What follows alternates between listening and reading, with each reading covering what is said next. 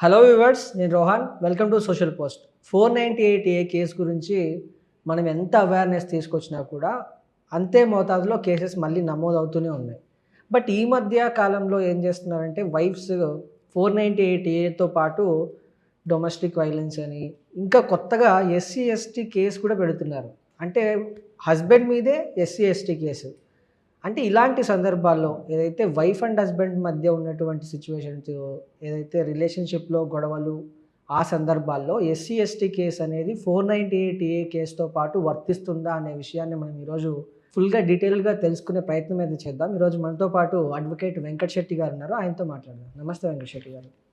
So 498 case గురించి మనం ఇదివరకు ఎన్నో వీడియోల్లో చెప్తున్నాం, అవేర్‌నెస్ తీసుకొస్తున్నాం గానీ, మళ్ళీ ఆ కేసెస్ అనేవి నార్మల్‌గానే ఫైల్ అవుతూ వస్తున్నాయి. బట్ ఏంటంటే 498తో పాటు ఎస్సీ, ఎస్టీ కేసులు పెడుతున్నారు. ఇది నిజంగా వర్తిస్తుందా అండి? ఇక్కడ ఎప్పుడైతే వాళ్ళ హస్బెండ్ అండ్ వైఫ్ అయిన తర్వాత వాళ్ళిద్దరికీ వర్తించేది ఏంది అని అంటే కలిసి ఉన్నంత వరకు ఓకే. ఒకవేళ వాళ్ళు విడిపోయారు అని అంటే వాళ్ళకి వర్తించేది ఒకవేళ ఫైల్ చేసుకోవాలి అన్న డీవీసీ 498. బట్ ఇందులో ఎస్సీ ఎస్టీ యాక్ట్ ఏదైతే ఉందో దాన్ని యాడ్ చేసే రైట్స్ ఉండవన్నమాట, ఏదైతే హస్బెండ్ అండ్ వైఫ్కి. బికాజ్ ఇక్కడ మ్యాక్సిమం సిచ్యువేషన్స్లో ఇట్లాంటివన్నీ లవ్ మ్యారేజెస్లో ఎక్కువైపోతాయి. సో ఎప్పుడైతే ఒక పోలీస్ స్టేషన్ దాకా వెళ్ళింది అని అంటే మ్యాక్సిమం అక్కడ సెటిల్మెంట్ ప్రాసెస్ నడుస్తుంది. So SC ST case add చేశారు అని అంటే కంపల్సరీ సెటిల్మెంట్ అన్నట్లే. ఇప్పుడు నార్మల్గా ప్రతి ఒక్క 498 అని చెప్పి కొడితే యూట్యూబ్లో కానీ గూగుల్లో కానీ చాలా వీడియోస్ వస్తూనే ఉంటాయి. సో బట్ ఎన్ని వీడియోస్ పెరుగుతున్నా, ఎంతమంది లీగల్ నాలెడ్జ్ ఇస్తున్నా కానీ ఏదైతే ఈ 498 కేసెస్ అనేది ఒక పీక్స్లోకి వెళ్ళిపోతున్నాయి. సో చాలామంది 100లో ఆల్మోస్ట్ ఒక 50% 498 కేసెస్ దాకా వెళ్ళడం కామన్ అయిపోయింది. డీవీసీ ఫైల్ చేయడం కామన్ అయిపోయింది. సో ఇవన్నీ ఏంది అని అంటే ఒక ప్రాపర్గా అండర్స్టాండింగ్ లేకుండా, అంటే హస్బెండ్ వైఫ్ ఇద్దరి మధ్య ఒక ప్రాపర్ అండర్స్టాండింగ్ లేకుండా కానీ, లేదు అనుకుంటే థర్డ్ పార్టీ ఇన్వాల్వ్ అవ్వడం కానీ.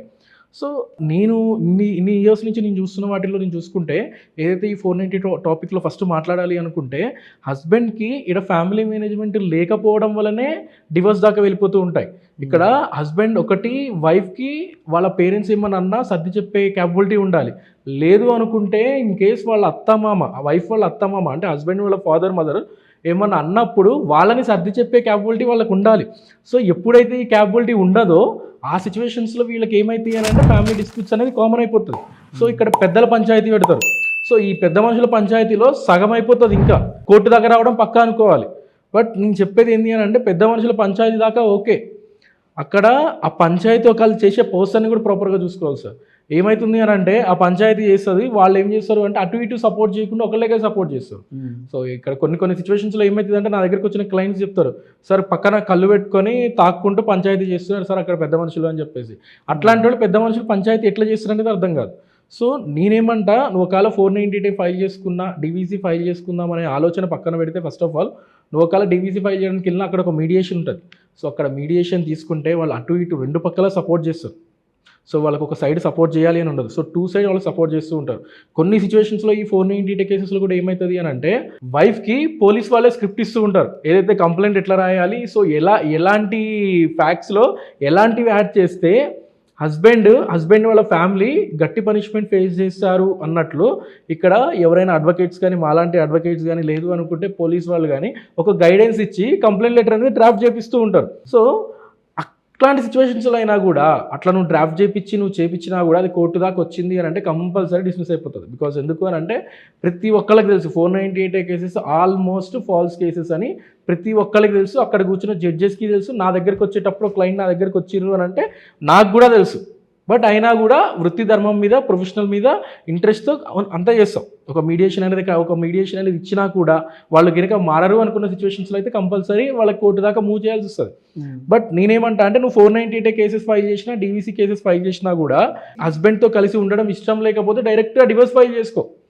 ఇన్ కేస్ నీకు తనతో కలిసి ఉండాలి అనుకున్న సిచ్యువేషన్స్లో నువ్వు 498 డీవీసీ ఫైల్ చేసావు అని అంటే కంపల్సరీ వాళ్ళిద్దరికీ డివైడ్ అయిపోతారు సార్. నువ్వు కోర్టు దాకా, నువ్వు పోలీస్ స్టేషన్ దాకా నువ్వు వాళ్ళని తీసుకొచ్చినావు అని అంటే అట్లాంటి వాళ్ళు కలుస్తారు అని గ్యారంటీ ఏముంది, అంతే కదా. సో వాళ్ళు అక్కడికి వచ్చి అంత పెద్ద ఇష్యూ క్రియేట్ చేసిన తర్వాత వాళ్ళిద్దరు మళ్ళీ కలిసి ఒకవేళ వాళ్ళు ఉన్నా కూడా అక్కడ ఏమైనా కాంప్రమైజ్ ఇచ్చి పంపించినా కూడా మళ్ళీ తర్వాత మళ్ళీ వాళ్ళు కోర్టు దాకా వస్తారు, మళ్ళీ వాళ్ళు పిఎస్ దాకా వస్తారు. అది కంపల్సరీ అయిపోతుంది ఇట్లాంటి సిచ్యువేషన్స్. అండ్ కొన్నిట్లలో మీరు అడిగారు ఎస్సీ ఎస్టీ ఏదైతే ఉందో, సో ఇట్లాంటివి అయితే మాత్రం కంపల్సరీ ఒకవేళ at the time of FIR అప్పుడు యాడ్ చేసినా కూడా దాన్ని మనం క్వాష్ ఫైల్ చేసినా కూడా అది క్వాష్ అయిపోతుంది సార్. లేదు వాళ్ళు నిజంగానే అన్నారు అన్న ఎవిడెన్స్ చూపించినా కూడా ఇక్కడ హస్బెండ్ అండ్ వైఫ్ మధ్య గొడవ అనేది కామన్. సో అట్లాంటి సిచ్యువేషన్స్లో ఈ వర్డ్స్ ఏదైతే తీసాడో అట్లాంటి సిచ్యువేషన్స్లో అయితే కంపల్సరీ ఎస్సీ ఎస్టీ యాక్ట్ అనేది అప్లికేబుల్ అయిపోతుంది. బట్ ఇక్కడ ఏంది అని అంటే కొన్ని సిచ్యువేషన్స్లో ఈమె మ్యారేజ్ చేసుకుని వాళ్ళ ఇంటికి వెళ్ళింది అని అంటే ఆమె క్యాస్ట్ కిందకి రాదు. ఇన్ కేస్ అబ్బాయి రెడ్డి ఉన్నాడు, అమ్మాయి ఎస్సీ ఎస్టీ ఉంది, సో అట్లాంటి సిచ్యువేషన్లో నువ్వు మ్యారేజ్ చేసుకుని తన దగ్గరికి వెళ్ళావు అని అంటే నీకు ఆబ్వియస్లీ వాళ్ళ క్యాస్ట్ కింద నువ్వు కన్వర్ట్ అయిపోతావు. సో అప్పుడు నీకు క్యాస్టిజం అనేది నీకు రాదు, నీకు వర్తించదు.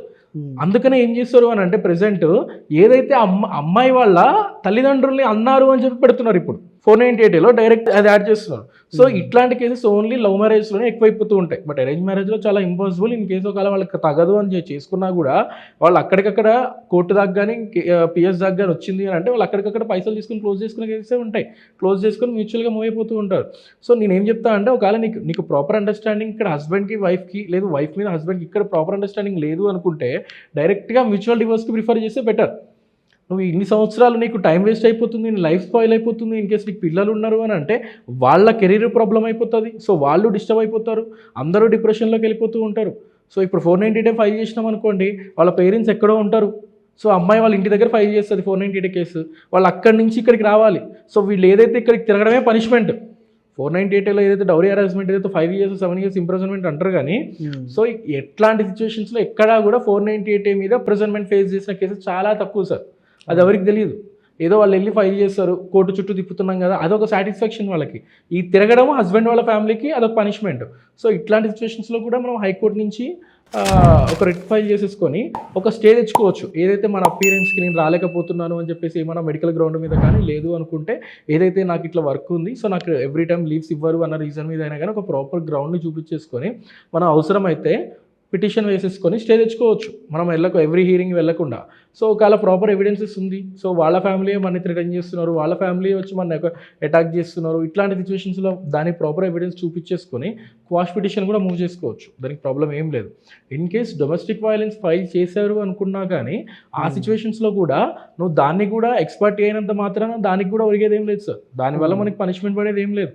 సో ఇన్ కేసు ఒకవేళ మెయింటెనెన్స్ దాంట్లో యాడ్ చేసి పెట్టడం కానీ పర్మనెంట్ ఎలిమనీ అప్లికేబుల్ అవ్వడం ఇట్లాంటివి ఉంటాయి కానీ ఓన్లీ ఇక్కడ 498 ఒక్కడే నీకు పనిష్మెంట్ అయ్యే ఛాన్సెస్ ఉన్నాయి. రైట్, ఓకే అండి, థ్యాంక్ యూ సో మచ్.